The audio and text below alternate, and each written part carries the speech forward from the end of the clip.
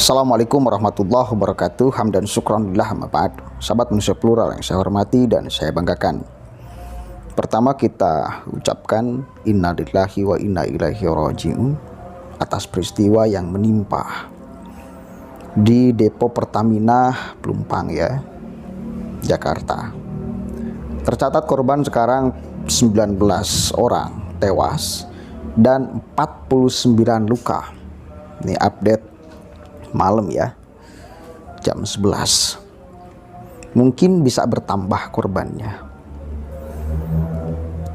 Semua orang terfokus terhadap peristiwa ledakan. Tetapi kita akan melihat kenapa bisa sampai nyawa menghilang. Itu yang paling penting. Ya. Kita berangkat ke sejarah. Kita lihat rekam jejak. Ada janji politik manis tetapi membahayakan di sini. Siapa yang mengeluarkan janji itu? Anies Rashid Baswedan. Suratnya mulai tersebar, janji-janji manisnya tetapi tidak menghitung keselamatan nyawa orang. Saya bacakan nih ya, janji manisnya dulu sebelum dia jadi gubernur DKI Jakarta. Forum Komunikasi Tanah Merah Bersatu. Kontrak politik calon gubernur DKI Jakarta periode 2017 sampai 2022, Anies Baswedan dan Sandiaga Uno. 1. Oh, ada tagline-nya nih. Pro rakyat miskin, berbasis pelayanan dan partisipasi warga untuk Jakarta beradab. Itu tagline-nya. 1. Pemenuhan dan perlindungan hak-hak warga kota meliputi kampung-kampung yang sudah ditempati warga selama 20 tahun dan tanahnya tidak bermasalah akan diakui haknya dalam bentuk sertifikasi hak milik. Itu poin pertama yang kemudian ternyata diupayakan dan pada akhirnya diberikan IMB-nya oleh Anies Rashid Baswedan pada tahun 2021. Dan bagi Anies itu adalah prestasi yang sangat luar biasa.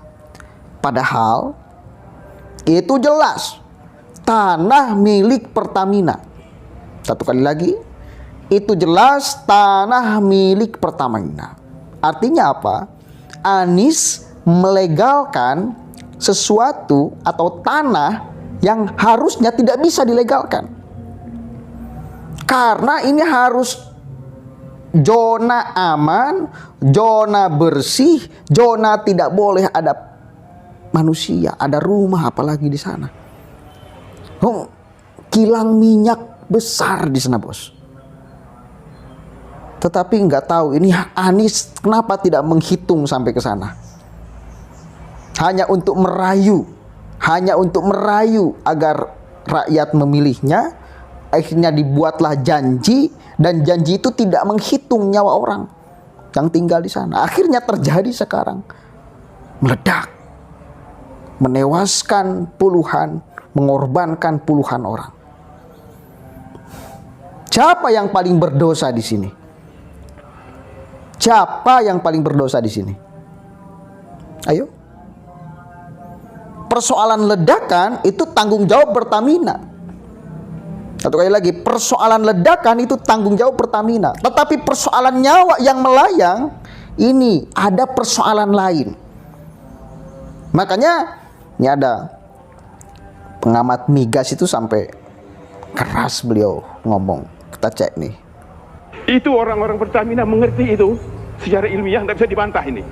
Jangan salahkan Pertamina, salahkanlah siapa yang melegalisir, mencuri tanah Pertamina itu, mencuri itu.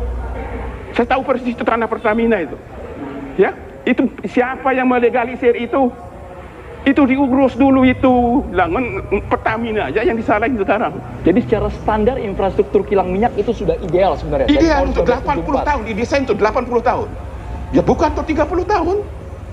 Infrastruktur storage untuk kebutuhan BBM ibu kota negara, berikut Bogor, negara sekitarnya, ya, itu membutuhkan storage yang besar dan harus aman. Sebelum orang lain mengerti ini, Pertamina paling dulu mengerti bahwa ini harus aman dari penduduk, harus jauh dari penduduk. Itu Pertamina itu berpikir begitu. Jadi udahlah, kalau menurut pendapat saya, tegakkan hukum. Siapa yang mencuri tanah Pertamina, usut. Kalau mau konsisten menurut hukum. Jadi melegalisir pencurian tanah milik negara ini. Jadi secara status lahan Pak Qurtubi, memang mereka yang berada di kanan kiri itu secara SHM-nya masih belum jelas, Pak. Belum jelas. Itu milik Pertamina. Itu punya Pertamina. Punya Pertamina. Jadi tidak ada pembiaran sama sekali sehingga bisa bertahun-tahun mereka dibiarkan, kemudian banyak bangunan liar di sana. Itu dia kok dibiarkan, malah dilegalisir. Lebih-lebih setelah Pertamina pasca Undang-Undang Migas, Pertamina itu sudah dilemparkan dari sistem perminyakan nasional, tidak lagi pemegang kuasa pertambangan, jadi nyawanya hampir dicabut. Dia sekarang PT Persero biasa, tidak dibentuk oleh undang-undang, ya, ditaruh di bawah Kementerian BUMN, ya. Ini yang menyebabkan Pertamina yang sekarang tidak mampu mengusir orang, mengambil tanahnya sendiri, sebab dia tidak punya kuasa pertambangan sekarang. Pertamina itu tidak punya wewenang. Jadi bukannya unsur pembiaran, tapi karena tidak ada wewenang meskipun. Oke, jelas. Jadi jangan kemudian kita sampai ketika nyawa menghilang tok menyalahkan Pertamina. Karena Pertamina itu sudah sesuai dengan kemudian mestinya jauh dari pemukiman, perkampungan. Faktanya seperti itu. Tetapi bahwa ada masyarakat yang tiba-tiba menduduki lahan Pertamina, tapi jangan sampai masyarakat yang melanggar aturan itu delegalisasi, seolah-olah ini dibenarkan.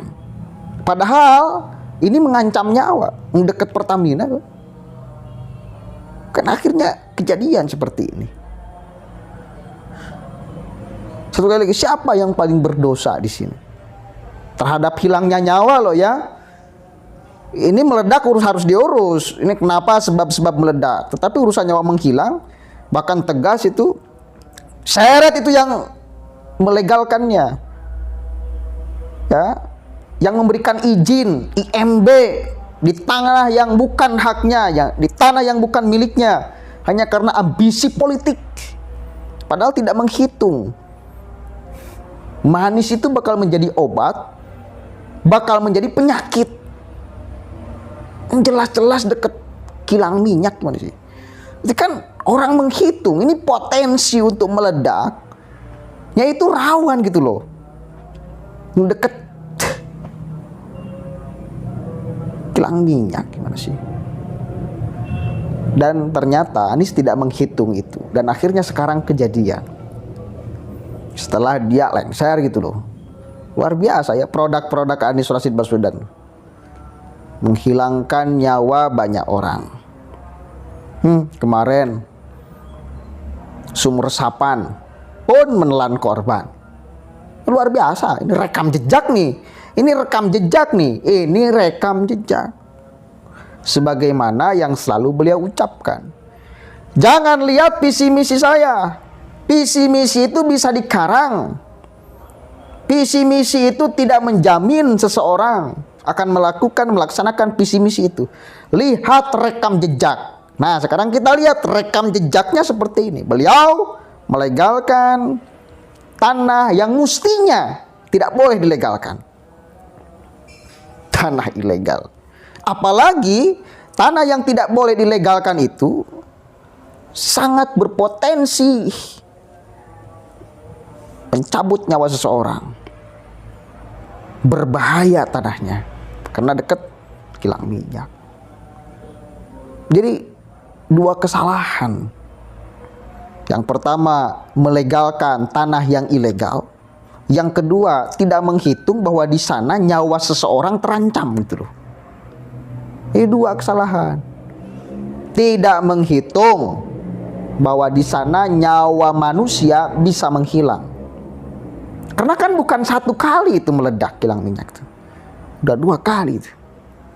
2009 kalau nggak salah. Sekarang lagi 2022. Ini saya kira harus ada solusi untuk merelokasi warga yang ada di sana. Sekarang udah kejadian, jangan sampai kemudian terulang lagi. Meledak menelan nyawa orang gitu loh. Jangan sampai. Ini juga harus ada kesadaran dari warga yang tinggal di sana, meskipun udah berpuluh-puluh tahun. Itu kan nyawa taruhannya di sana tuh. Dekat kilang minyak gimana sih?